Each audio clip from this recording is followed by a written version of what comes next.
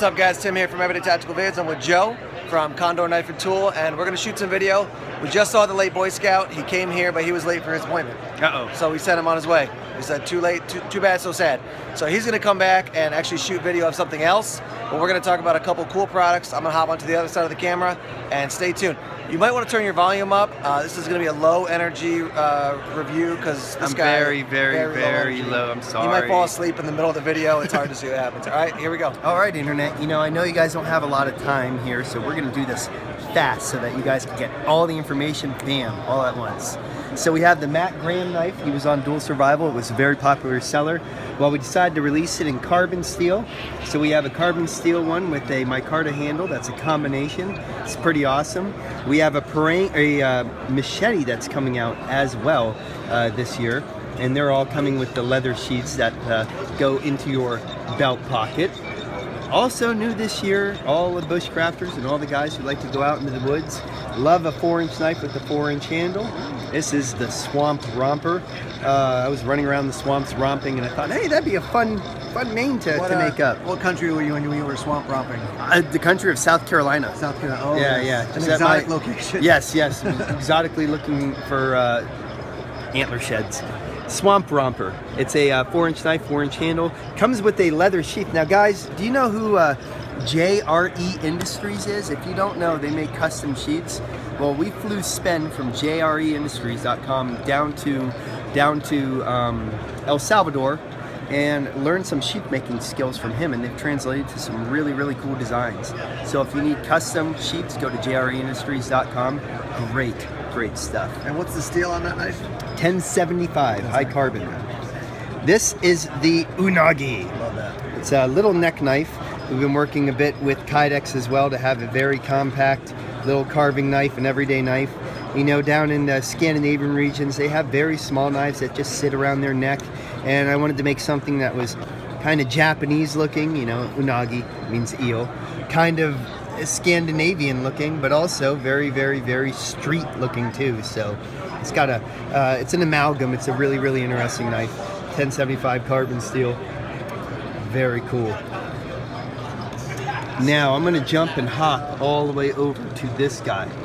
What was really popular last year was a Crotalus, and the Crotalus was a very large knife, and I wanted to make a smaller knife, and it's kind of hard to balance a neck knife that can fit in your hands, and oh man, it's either going to be 2 fingers long, or when it becomes 4 fingers long in your hand, you know, it's not really a neck knife anymore.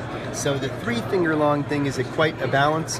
You can see it has a Crotalus look to it. Its name is the Pygmy, and it comes with a Kydex sheath as well. There we go. And hey, check it out. I've learned to try and keep still for once when I'm doing the knife stuff, even though this may not be the best. No, that's good. That's good. One of the best knife makers I've ever met in my entire life is Charlie May of Charles May Knives, I guess .com, and he made some excellent knives. But he's also a good camping buddy of mine. And we were sitting around the campfire one day, and he goes, "Joseph, we need to design a knife together." And I'm like, "Charlie, it's a great idea. What made you think of that?" Charlie May, Joe Flowers, Mayflower. So we came up with the name first, and then we're like, all right, well, let's do a knife together.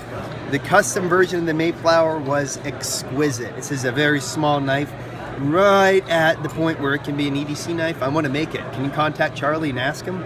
And so Charlie okayed it, and it's Charlie May's first production piece, in collaboration between me and him. It's really cool. We came out with the Charlie May style sheaths. His sheaths, not only are they beautiful in construction, but his sheaths smell great. They're awesome, man. He uses beeswax and some kind of mink oil and probably unicorn tears. Yes. We haven't replicated the smell yet, but we're working on it. So that's the Mayflower. We have some other knives that you'll be able to check out on the Last Boy Scouts YouTube video, but we'll save those for him. What I'm pretty excited about this year is a new 23-inch compact axe. 23 inches seems like a pretty popular size. You know, there's a lot of Swedish style axes and European style axes in that size, and I wanted to do a little bit of research and see if I could find some hints of American style out there. And so we're trying to revive the classic etched look and the classic stamp look with some phantom bevels. This is a Cloudburst. It's a do-all, all-purpose axe, so it splits pretty well. It's thick enough to split, thin enough to do fine work. Weighs in at just underneath 1.5 pounds with a 23-inch hickory handle, not 26-inch. That's a boy's axe. This is a 23-inch handle, so this one will fit in some of your larger expedition packs, bug-out bags, etc. I'm really excited about this. We played and played and played with it. We wanted to get something that wasn't so small and little that it would just be used for chopping trees down. We wanted something that could split, that could still chop very large trees down, but that looked a little bit different from a lot of the other axes out there. It's pretty cool. Pretty excited about it. Tell them about the leather wrapping there. The function of this that. frog.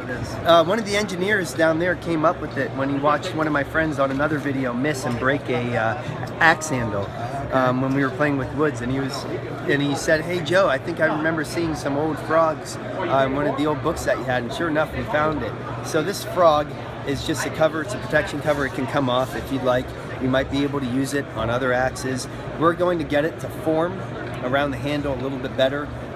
This is just the prototype, but it's just something that sets it apart from some of the other axes, and if you don't like it, you can just remove it. It's real simple, or use it on your other axes. That works as well.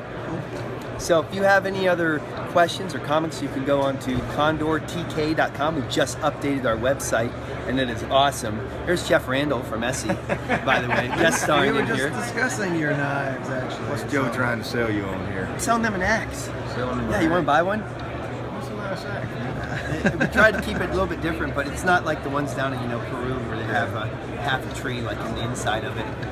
So that's coming out this year. You can find out more of our information, of course, on Facebook under Condor Tool and Knives. And check out Essie's new stuff too, because we're all friends here in the knife industry. Cool. I went down to Peru back in 2009 with Jeff and had a blast.